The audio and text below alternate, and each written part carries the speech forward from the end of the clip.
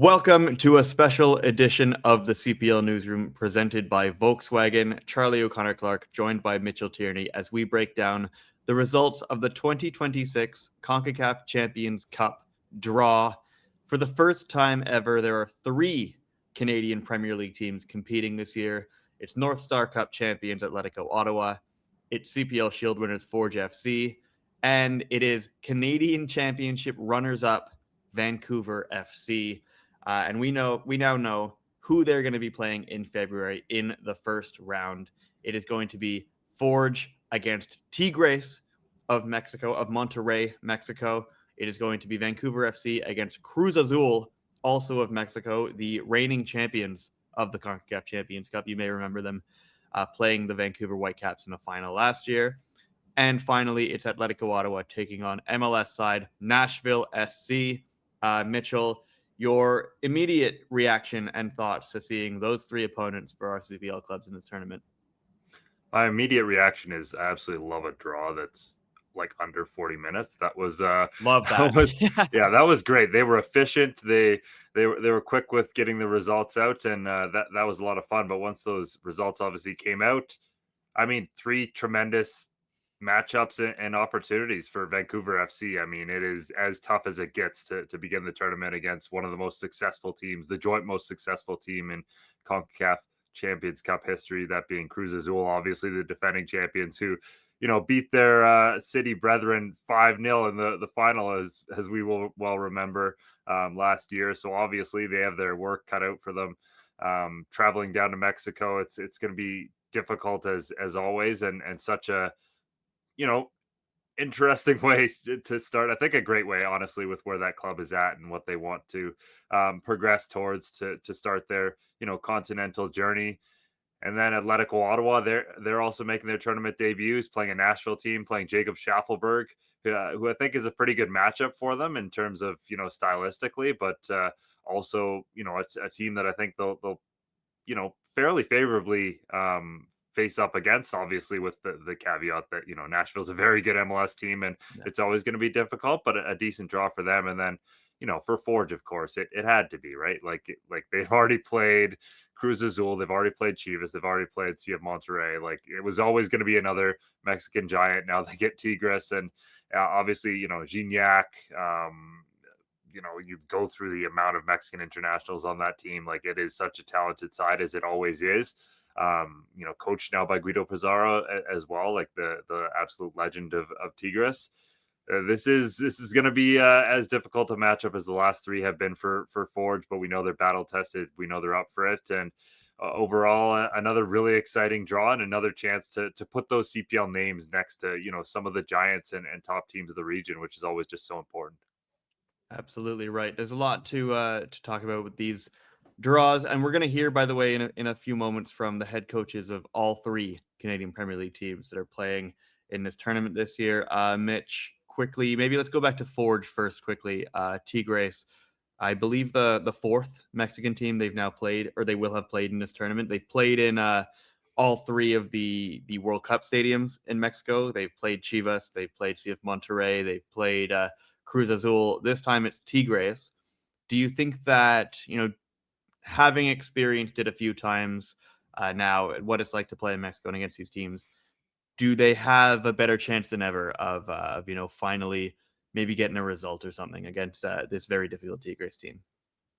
Yeah, I think so. I mean, building up that experience will always help you from the coaching staff down. A lot of the key players that we expect to be important in the team this coming year got their first CONCACAF experience last year. You think of like a Dan Nimick who got to experience what that's all about in really his first games for Forge FC, and now he's a CPL Defender of the Year and a CPL Shield winner. So he's got a little bit more under his belt with the club. So yeah, I think it will be helpful. It's an incredible challenge always. There's always that home leg. Like that's the one that I think that they've maybe not been able to take care of the way they always would have wanted to. And you give yourself a chance heading into that second leg. And maybe you don't have to, open up the way they've had to in past years. But Yeah. I think that, this Forge team has all the experience they need to always be competitive in fixtures like this. Yeah, it'll be tough. I mean, obviously Forge last year against Monterrey, 2-0 down in the home leg, and then they lose the away leg 3-0. The year before was a little bit closer actually against Chivas, 2-1 at home. I think it was a loss, but that one was a bit of a heartbreaker. So I think they will take the lessons from that. But Tigres, very difficult team.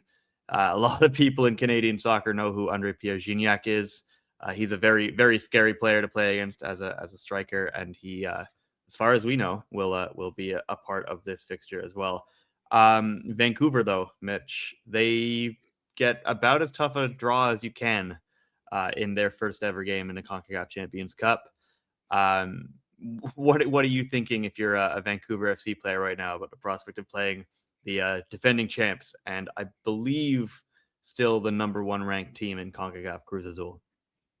I think mentality wise, like they'll be set for it because this has kind of been the way they've been playing in these knockout competitions for at least the last 3 or 4 rounds they did in the Canadian Championship. Obviously, facing a Vancouver Whitecaps team in the final, who, obviously we're in the CONCACAF Champions Cup final last year. It didn't go great for them, but they're of that level, and knowing that Vancouver FC did play fairly well against the Whitecaps in that final. They'll know that they can be competitive. Obviously, it's going to come down to being tremendous defensively against the Cruz Azul side with plenty of weapons and being organized and all those sorts of things that we love to talk about in this competition. But I think they'll be right up for it, and I think it is exciting for them again to in your first continental appearance, like in a game that you're always going to be the heavy underdog in. Like getting one of these giants of the region is just so much fun and honestly kind of what you want as a team and a player. Yeah, I think so as well. And then finally, Atletico Ottawa against Nashville. That's Jacob Schaffelberg. That's Henny Mukhtar. That's a very difficult team to play against. But as you say, maybe a decent stylistic matchup for Atletico Ottawa, who also know that if they can somehow get past Nashville and be the first Canadian Premier League team to get through a round in the CONCACAF Champions Cup, by the way, waiting for them there would be Inter Miami and Lionel Messi. Mitch, this is a huge opportunity for this club in their debut in the competition.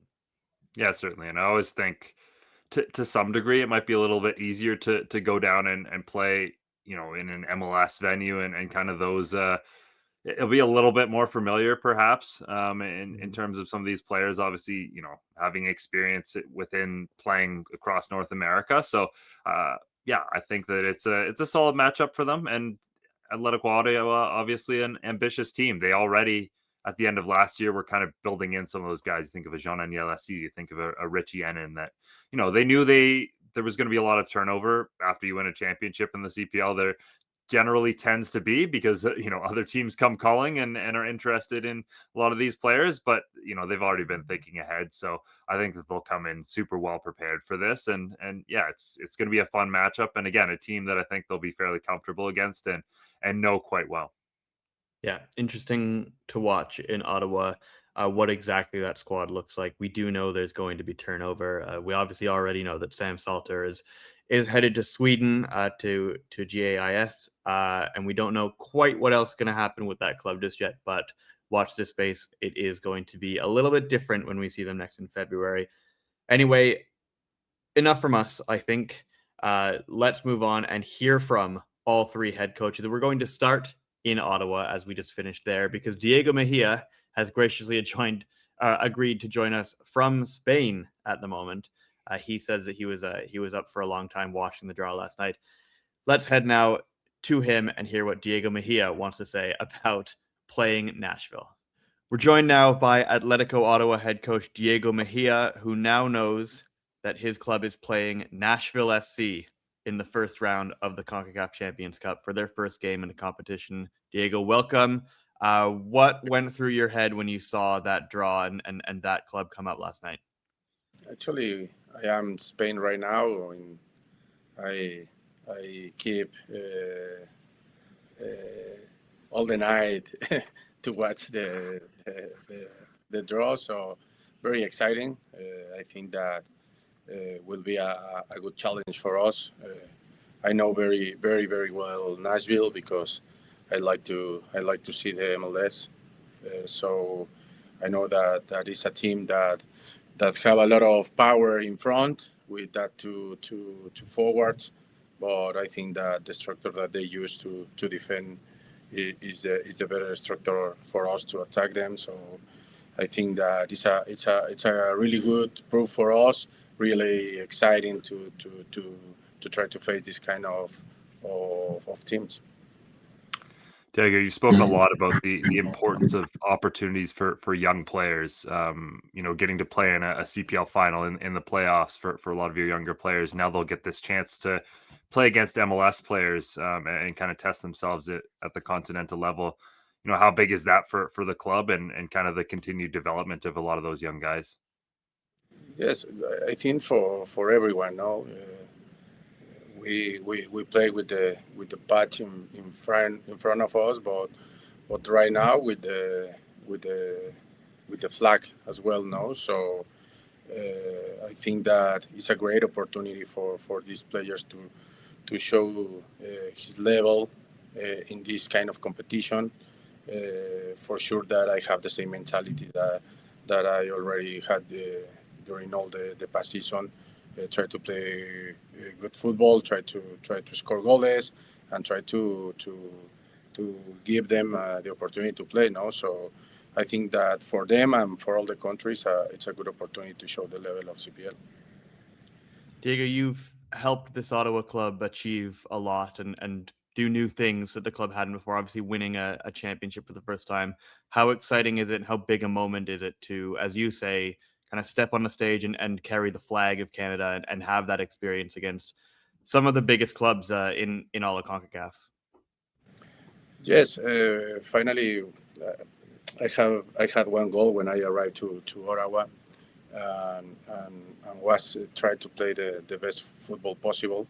So one of our principal goals was the CONCACAF champions. No, so right now that we have the opportunity to play this tournament, I think that we need to play brave.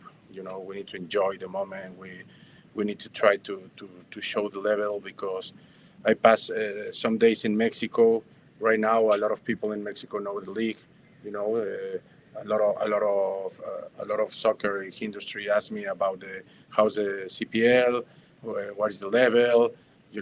So I think that right now it's really important for me, for the other two coaches. Try to show the best level possible to show the continent that the CPL is a very competitive league. Kind of building off that, you guys had so much success playing in a certain way with a particular model this season. No matter who you were playing against, if you're playing in 2 feet of snow or on a sunny summer day, it was the exact same way. Is that kind of the approach you guys are looking to bring into these matches as well? Yes, we need to put focus only in the things that we can control, as a team. So these guys show me that they can, they can play in any scenario. So as a coach, was a big gift, because finally you planning all the final to play in some way, and then the weather change and you need to adapt, and how you can train with that conditions. No, so it's impossible to try to play with tactic. And so I think that the players was amazing, and we need to keep that level of of mentality for the next season. Also in CONCACAF Champions, it doesn't matter who team is in front of us. We need to play in our style. We need to respect our model, and we need to put in the highest level the CPL and the Canada as a country. Diego, I've got 2 more quick questions for you, and then we'll let you go. First of all, I know that you're not looking past the first round. Nashville is the priority, but you're an ambitious guy. If you were somehow to get past them, it's Inter Miami and Leo Messi in the round of 16. Do you allow your players to dream of something like that? Yes, for sure. Imagine to have the opportunity to be the first Canadian team to CPL team to face one of the best players in the history of this sport. So for sure that I know right now that the MLS has another level, maybe a step up, you know what I mean, to in front of us. But I think that we have the mentality as a team that we are in a small team. We try to face really well the Nashville. We try to beat, and maybe we have a host for Lionel Messi in Canada. It will be amazing, guys. That would be a lot of fun. I think a lot of people might not realize that this is going to be the first time Atlético Ottawa have ever played an MLS team, because it's never quite come up in the Canadian Championship before. So it's on a pretty big stage against a tough opponent in Nashville. Diego, lastly, and I don't know if you're actually going to be able to answer this, and if not, if you don't have an update, that's fine. But I know a lot of people have been asking, February in Ottawa. Do you know yet whether you're going to be able to play at home in this game? Yeah, I think that this answer, JD and Manolo, they know the answer. I think that they are looking for the best scenario possible to play a good spot. But the only thing that I ask them is that we need to play in Canada. We are a Canadian team. We need to feel proud about that. So we need to look for a spot to play in Canada. Absolutely. Well, we will await an update on that. Diego, thank you very much for joining us. Again, Atlético Ottawa taking on Nashville of MLS in their first appearance in the CONCACAF Champions Cup. That will be in February. We'll find out the schedule a little bit later. But until then, Diego, thank you for joining us. Once again, that was our chat with Diego Mejia from Atlético Ottawa to break down their draw in the CONCACAF Champions Cup. Up next on the CPL Newsroom presented by Volkswagen, we are joined by Martin Nash, interim head coach of Vancouver FC, because we need to talk to him about drawing Cruz Azul. So here he is. Martin Nash, interim head coach of Vancouver FC as it stands, joining us now to talk about drawing Cruz Azul in the CONCACAF Champions Cup. Nash, as Vancouver FC make their debut in this continental competition, what was going through your mind when you saw that club come out of the pot last night? I think it was. I was just excited. I think it's a great opportunity. You want to play against the best when you get in these competitions. So it's a chance to play against the very best. An amazing club that obviously won it last year. So defending champs, and we've got our work cut out for us. But I can't wait to welcome to Langley. Yeah, and during the draw broadcast, Alexi Lawless kind of joked a little bit about, oh, there's another Vancouver side. How much of an opportunity is this for, your club to kind of put itself on the map within the region and, gain some more recognition with the strong performances you did in, the Can Champ final? I think it's a great opportunity. I think anytime that we as a club have a chance to grow and make ourselves bigger than we are in some respects, it is great. And we're just trying to grow as an organization, become bigger year after year, and it's a great step and a great opportunity for the club and the players. And as you say, you always want to play against the best and test yourself, and I think that's the mindset of all the players and definitely the staff. And we're just gonna have to go out there and give everything we have and show what Vancouver FC is all about. There were a lot of tough options in the hat for you guys last night, but it doesn't get a lot tougher than going to Mexico to play, as you said, the defending champions of this tournament at the Olímpico Universitario. Unfortunately, Azteca won't be finished in time, so you won't be playing there. But you're playing at another historic stadium. You're playing at altitude. What do you think you're going to tell your players about kind of how difficult the challenge this is going to be and what you have to keep in mind when you play against a team of that quality? Yeah, I mean, I think I'm just going to worry about the first leg first because there's a lot of different scenarios when you go down to Mexico and the altitude and the heat and everything that comes with it, not to mention the team you're playing itself. So I think we just got to concentrate in the first leg, do as much as we can, have as good a performance as we can. And then, it's a great opportunity to go to Mexico. It's play in front of a big crowd. And, I think I know our players will be up for the occasion. But yeah, there are difficulties playing there. I've played there myself, and it can be tough. But it's one of those things you got to fight through, and not always the easiest, but you have to have a strong mindset when you go there.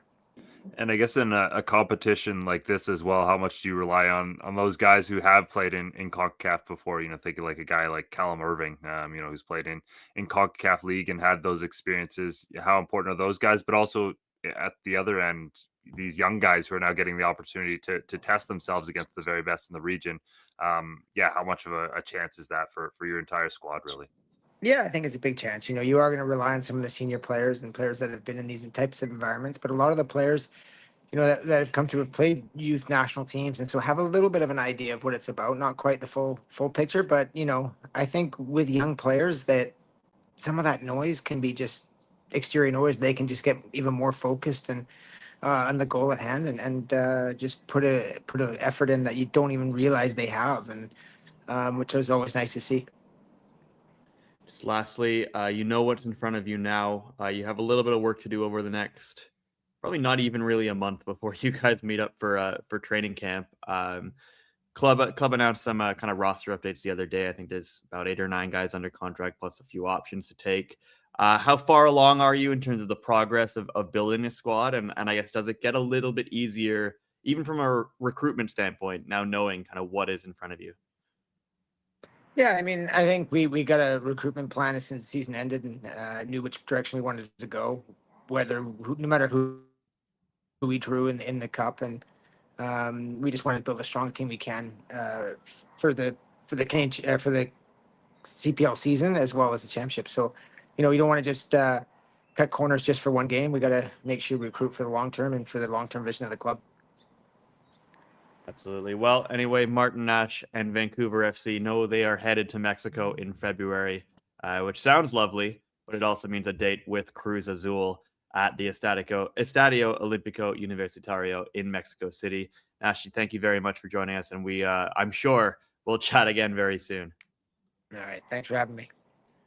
Thank you very much to Martin Nash. That was great to hear from the Vancouver FC interim head coach. We head now to Hamilton to talk to Bobby Smyrniotis once again of Forge FC, who's going to tell us all we need to know about his club playing Tigres. Bobby Smyrniotis from Forge FC joins us now to discuss his side in the CONCACAF Champions Cup again, and this time matched up against Tigres of Monterrey. You get the other side of that city this year, Bobby. Just start us with your thoughts and what was going through your head when you saw that matchup confirmed last night at the draw. Yeah, I think I said it last year. We have 2 more teams to complete the Big Five with Tigres and Club America. So, hopefully we'll have a successful season. We'll get Club America next year. But yeah, Tigres is another big team, another big challenge for us. I guess familiar territory a little bit.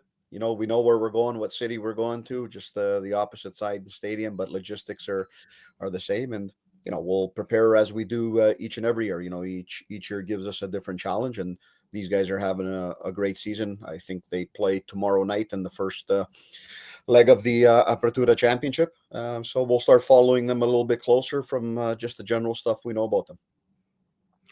And you mentioned it a bit there, but the other side of Monterrey, you guys obviously have played in the 3 2026 host venues for the World Cup, which is incredible. Now you get the chance to play at El Volcan. How much are you looking forward to another trip down to one of the really most famous stadiums within the region? Yeah, I think you always get the question, who do you want to play? What do you want to do in Champions Cup? And whoever you play, it's going to be something that's different. It's going to be something that's a good challenge all around. And I've always said I really enjoy going and playing in Mexico. I think it gives us an excellent challenge. We need to make sure that we first not thinking about El Volcan, but the Hamilton Stadium and the result that we need there to give us something positive that we're moving down there to give ourselves an opportunity to keep on moving in this competition, which is something that's important for us. This is year 7 of CONCACAF competition for our club. It's something we look forward to, something that drives us each year to win a trophy and be at the top in the CPL. And now we just got to keep on going. Bobby, I like that you mentioned those home legs just there. The last couple of years, Chivas, Monterrey, they're competitive games, right? But I guess maybe goals at inopportune moments, that's tough. How important is making as much use as possible of that Hamilton Stadium, of that cold, of that field that and maybe what have previous experiences against these Mexican teams taught you about what you need to do in that home leg? Yeah, a lot of the times it's come down to single moments. It's come down to a set piece, and a lot of times that comes with sharpness. We obviously know, and we're not going to use it as an excuse, but the time period we're in preparation, and there'll probably be 6 games into a clausura, and Tigres will probably have 2 weeks off before they're training again after the final. So I think it's one of those things. Just key in on in our preparation, in our preseason, or in our preparation for these matches, and making sure that those moments are vital, because those are moments that just if we look at last year's game, Monterrey at home, I think it's 2 or 3 excellent chances we have in the first 15 20 minutes. You have to take advantage of those, and you've got to be sharp in the small moments, and those small moments are the set pieces. Bobby, you mentioned this is the 7th year of CONCACAF competition for you guys. When you first in this competition in 2022 is just you guys there. Now there's 2 other CPL sides as well, 4 Canadian clubs competing in this competition overall. How cool is that for the league, obviously, and the progression of the league to have so much representation within? And again, how much does that motivate you guys to go out and make history and continue to lead for this league? Yeah, I think it's fantastic all around. Obviously, with Vancouver getting in, and we have that ability each and every year to have 3 representatives from our league. And as teams in the CPL, you should be striving to do that. And we've got different ways to get there. And for us, we always talk about the importance of playing in this competition, and we know there's 3 trophies up for grabs. So I think it's great. Shows obviously the growth of the league. And I think the more exposure teams get to this will be Vancouver and Ottawa's first time around in this competition. I think, by competing here, it only makes you better as you keep on going. You have to balance the fact that you're starting in January. That's always something different, but for us, it's something that we're used to. But I think it's excellent for the league. It gives you guys something to talk about a little bit more in January and February, as we get started in April. So the more teams of ours that are playing in this competition, the better. We do love having stuff to talk about. Bobby, speaking of having things to talk about, it's been a few weeks since we last spoke to you. There's, not really that much time until you guys are meeting up for preseason. I guess technically less than a month. I think I just want to ask a little bit about maybe the progress and the evolution that you guys are going to undergo in this off season here between the end of the CPL season and the start of the next one. We know a little bit. We know, for instance, that David Choinière is moving on from the club. Maybe I'll get your thoughts first on him and the kind of legacy he leaves at Forge FC, and just generally how happy you are with the progress you've made already in building the 2026 version of this club. First of all, when you talk about David Choinière, there's not a lot you can say other than, a winner. For 7 years, he won in this club. It's what I discussed with him. We started this journey together, him as a young pro, and really his first foray in professional football minutes, meaningful minutes. And if you look at his history, he's there. You look at the big games of Forge, he's there, and we've played a lot of them. He's grown as a player. He's developed as a player, which is very important as anyone. And it's always tough to see somebody go, but let's also be honest. 7 years in one club, we don't see that much more in football. Right. So yeah, it's been a fantastic run for him. And then 2026, in the preparations, we always take our time, as they say. Our 2026 preparations don't start at the end of the season. They've started well back in 2025 in planning, because you have to plan for what you need and what what you may not need, because we don't know if anyone will transfer out of the club. The football world is dynamic, and a lot of that stuff starts happening too in January for some of the clubs. So we've got a good plan in place on how we go about things. And though it's important for us, as always, we've got a good level of stability, and we've got that stability in the players returning. I think we'll preview a little bit more what the new Forge looks like when we know a little bit more information publicly, at least, and that should be sometime in the new year, Bobby. So until then, we just kind of wanted to get your thoughts on playing Tigres. I guess for one thing, you'll be needing a new CONCACAF hero, because it's been David so many times over the years. But obviously a lot of talented players at your club. Bobby, thank you very much for joining us here for a few minutes. We wish you all the best. Happy holidays. We hope you have a good time with your family, and we will be bothering you again very soon, I'm sure. Happy holidays to you guys, all the viewers here, and enjoy the rest of 2025. And we're all looking forward to 2026. Thank you to Bobby Smyrniotis, and thank you as well to Diego Mejia and Martin Nash for joining us to talk about the CONCACAF Champions Cup. Mitch, this is always a lot of fun. I think we're both really excited for this tournament as always, and to have 3 CPL teams in it this year is well, I don't know the math. It's not twice as fun. It's like plus 50% more fun. I don't know. It's better. It's cool. We have 3 CPL teams in the tournament, and that is a bit of a treat for us to have a bigger stake in, I guess, the region's premier club competition. Mitch, before we go though, there's a couple of headlines around the Canadian Premier League I think we should touch on.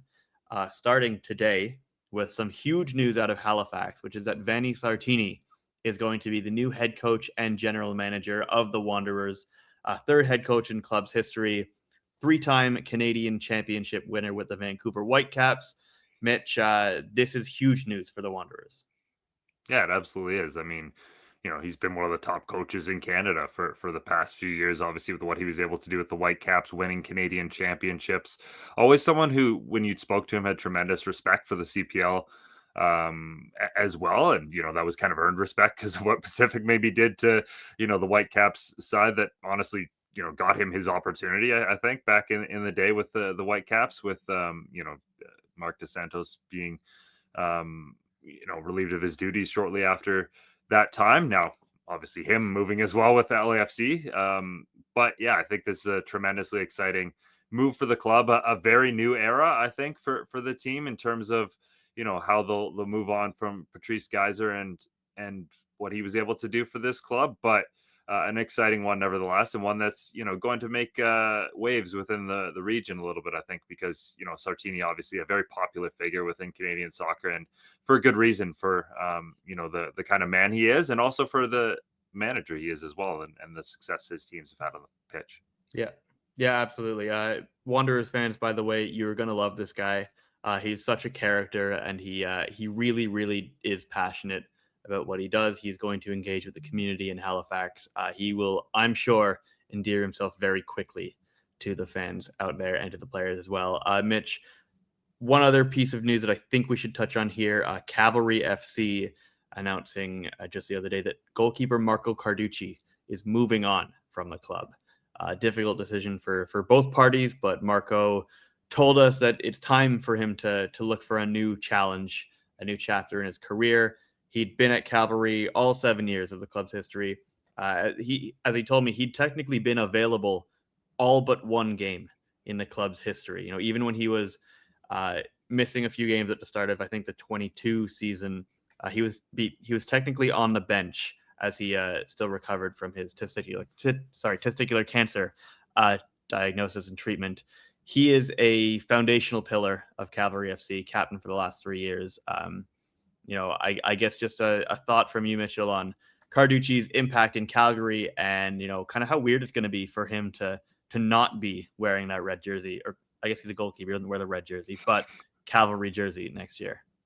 Yeah, foundational pillar for Cavalry FC, and also a foundational pillar for the league. Marco Carducci is one of those guys who was there from year one, and really one of those recognizable faces that were so important to kind of establishing the league and its narratives in those early years of, you think of Becker's Forge, you think of, Carducci's Cavalry, and it's going to be very different now that maybe it's Camargo's Cavalry, maybe it's, Klomp's Cavalry. Like it's going to be someone else now who is really the face of that team, and honestly, the face of that city when it comes to soccer. Like it was bigger than just Cavalry FC. Carducci was, there's been a lot of jokes about him running for Cavalry mayor because of how popular he was in that city, obviously being from that city and getting to live out the dream of winning a CPL title in his hometown a couple of years ago. So yeah, just a tremendous amount of history and legacy that he'll leave behind. Obviously an incredible guy as well, and everything he did within the community after his diagnosis, and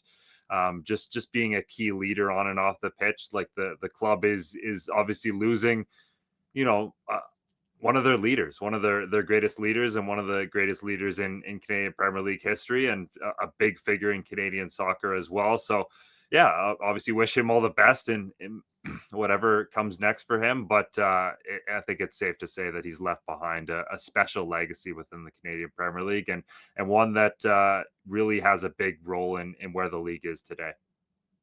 Think so, absolutely. That's all from us for now. Obviously, lots more news to come around the Canadian Premier League, especially in the new year. We will be back with you then at some point. Don't know necessarily when exactly or in what format, but we will be back with you at some point in the new year to talk about all things Canadian Premier League. And until then, thank you very much for joining us, and we'll see you next time.